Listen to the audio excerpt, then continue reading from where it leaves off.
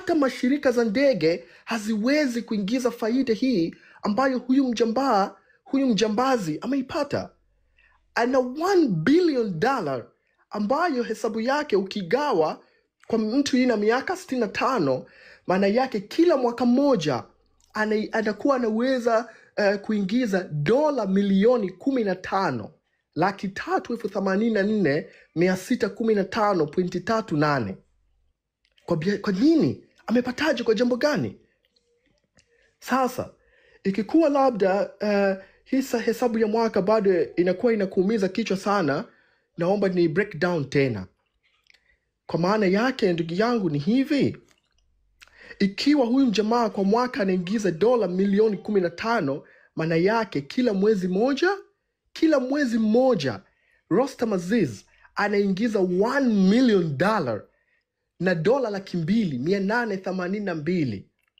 Wakati wewe polisi, wewe jeshi, wewe usalama ambayo unatumwa ukaue wa jamaa, unalipwa hela Tanzania milioni 2 kwa sababu tu huyu mjamaa hawezi kupata ulinzi.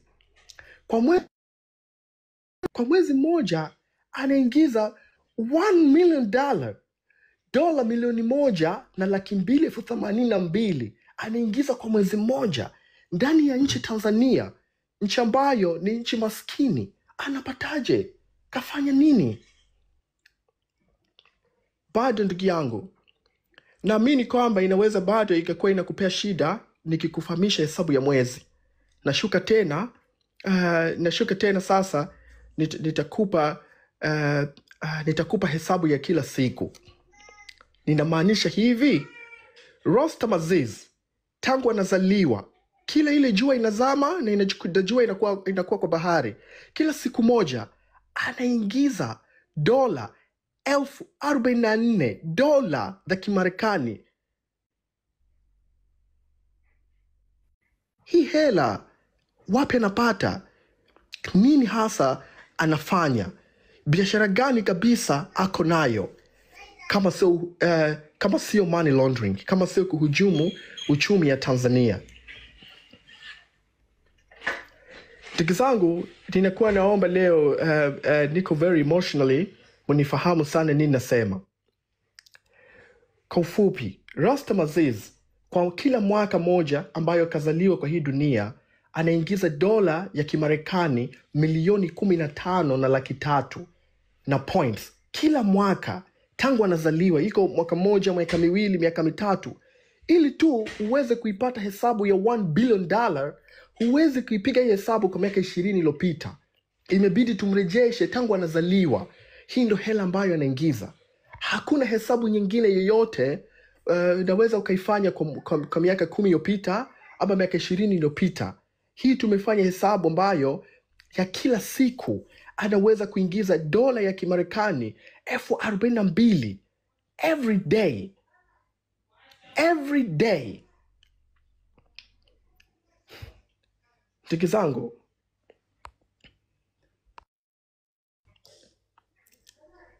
ndugu yangu ambayo uko na maisha ya kuteseka, ndugu yangu ambayo umekosa kwenda university Tanzania kwa sababu hauna hela, ndugu zangu ambayo unamjua mtu ameshindwa kufanyiwa surgery, kufanyiwa operation ya moyo kwa sababu tu kakosa hela ndogo ya kwenda kutibiwa India, naomba ujue kwamba kuna Mtanzania kazaliwa Tanzania tangu mwaka 2013 anamiliki $1 billion. Ana utajiri ya $1 billion. Hii habari hatuwezi kukubali. Ni jambo ambayo hakuna maelezo inatosha kutuambia hizi majambazi hizi pesa wamezitoa wapi. Hakuna maelezo kabisa yanatosha hawa jamaa kutuambia hizi pesa wametoa wapi. Maelezo ambazo tunaweza kutumia yakatosha ni kukubali kwa pamoja tarehe 9 Disemba tufanye maandamano ya amani yasiokuwa na kikomo, ili kwa sababu tu kila mtu aweze kuwajibishwa na yule jambazi arejeshe hela kwa serikali. Niko na ushahidi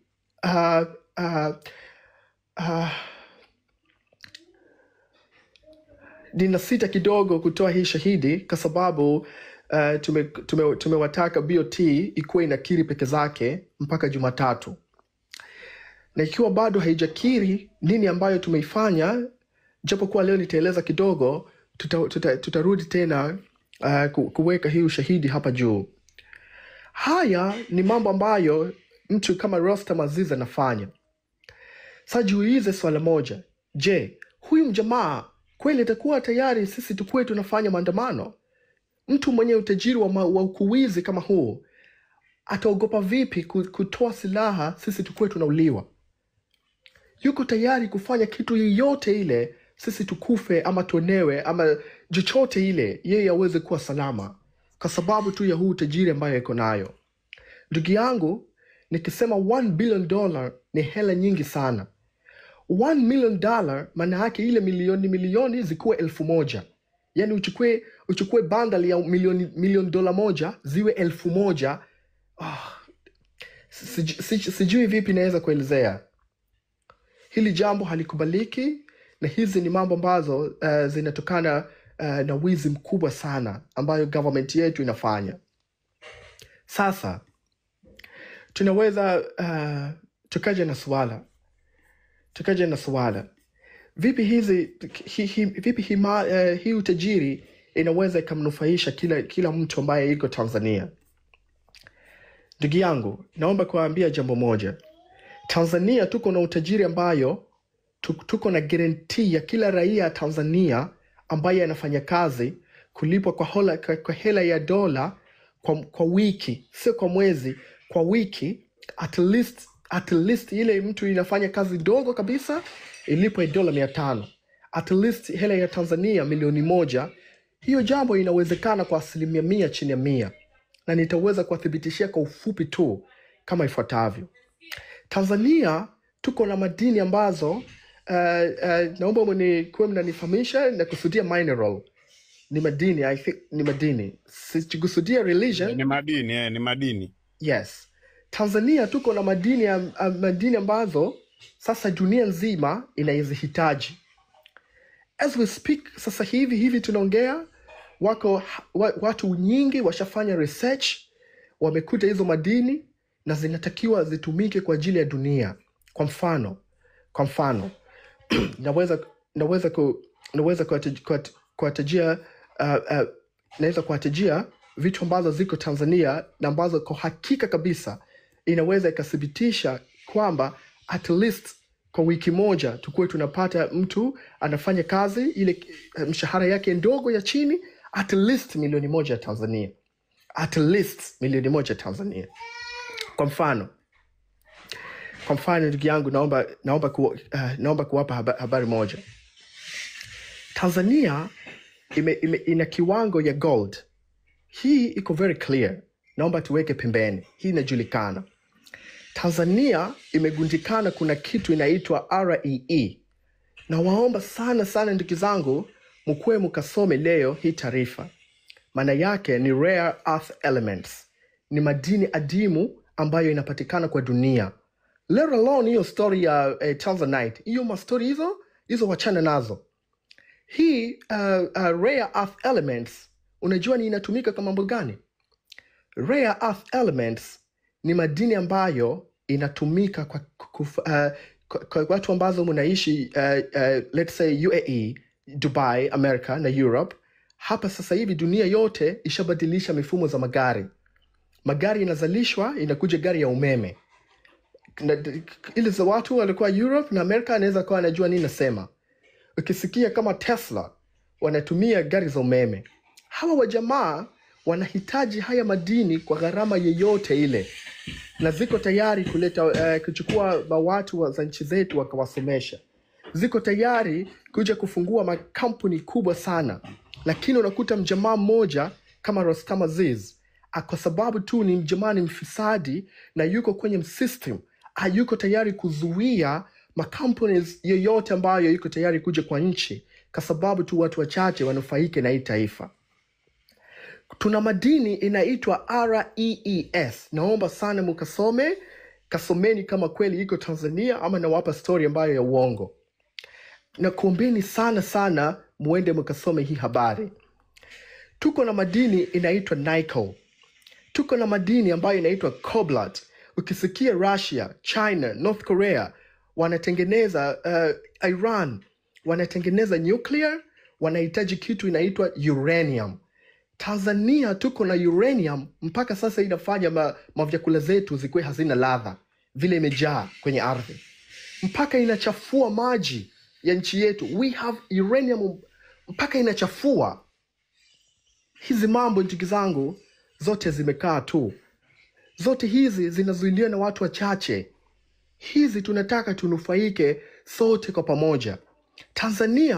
Tanzania tuko na diamond, hakuna hesabu yake inajulikana. Hakuna hesabu yake inajulikana. Tanzania tuko na cobalt. Cobalt ni madini muhimu sana sana sana kwa sababu inatumika kutengeneza kila kitu ya electronic unajua duniani. Kila battery yoyote ambayo iko na lithium ion battery inatumia cobalt. Tuko na hii madini, hakuna hesabu yake inajulikana. Kila mtu kaja kafanya research, anasema hakuna kipimo, tunajua ni wingi yake ngapi. It's a lot. Kwa nini leo Tanzania tuna watu ambazo wanaenda kufanya makazi ya manyumbani kwa nchi kama Oman, kwa nchi kama Dubai, kwa nchi kama Saudi Arabia? Kwa nini bado mpaka leo tuko na watu Tanzania anashindwa kutibiwa maradhi ya moyo ya $10,000 ambayo Rostam Aziz anaingiza kwa sekunde 5? Kwa nini mpaka leo hatuna dawa? Kwa nini mpaka leo maskuli hakuna matable? Kwa nini mpaka leo wanafunzi hawana laptops ya kusomea? Kwa nini? Nini inafanya tukupitia hizi mambo zote? Tanzania tuko na graphite imethibitika kabisa. Tuna graphite yenye tani milioni 18 kwa mkoa kama Lindi and Morogoro na Tanga. Tons, 18 million tons.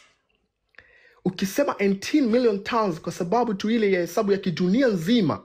Dunia nzima sisi tuko na 6% ya graphite. Sio Afrika. Naomba sana leo kuwe mnajua nini nasema. Nawaomba sana. Sababu hii jambo ni inakutaka ufunue macho sana ujue nini nasema. Tuna graphite, ukichukua dunia nzima sisi tunachangia 6% ya graphite tuko nayo sisi Tanzania. Kuna project sasa iko Tanzania. Kama ndugu zangu inawezekana hamjawahi kusikia kuhusu hii madini. Kuna project inaitwa Nguala Free Project. Kaisani na kuombeni sana kabla hizi majamaa hawajafuta hii project, kwa sababu vile ninaongea leo inawezekana kwa ndani ya muda mafupi sana ikafutika. Hii Nguala Free Project walikuwa wanaruhusika iko na mkono ya watu mbili. Kwanza iko na mkono ya mtoto ya rais wa Tanzania. Na kwa sababu tu walikuwa najua hatutakuwa na nguvu ya kufikia hii taarifa, bado hiyo taarifa iko wazi. Kama mtakuwa nataka kwanza nikuwe naondoka hapa, niwape muda download hiyo habari alafu turudi, that will be fine. Kwa sababu hizi majamaa zinatusikiliza na inatoa hii taarifa. Inaitwa Nguala Free Project. Sasa iko Rostam Aziz, iko Jakaya na majambazi wengine ambayo inashughulikia. Bila ya haya madini, Elon Musk hawezi kuendesha kiwanda. Bila ya haya madini, hizi makampuni ambazo unakuta ziko Switzerland, ziko hizi Europe, haziwezi, kampuni zote za EV motors. EV sijui Kiswahili yake, lakini inazungumzia mambo za magari ambazo zinatumia umeme, na kampuni zote inatumia clean technology. Haziwezi kukua bila ya hii madini ambayo kwa nchi yetu sisi imethibitika kwamba tuko nayo, hesabu yake haijulikani. Hakuna hesabu inaweza kapima tuko nayo wingi ngapi. Hakuna hesabu hiyo. Hakuna hesabu hiyo. Hizi habari ndio habari ambazo Millard Ayo anatakiwa awe anazambia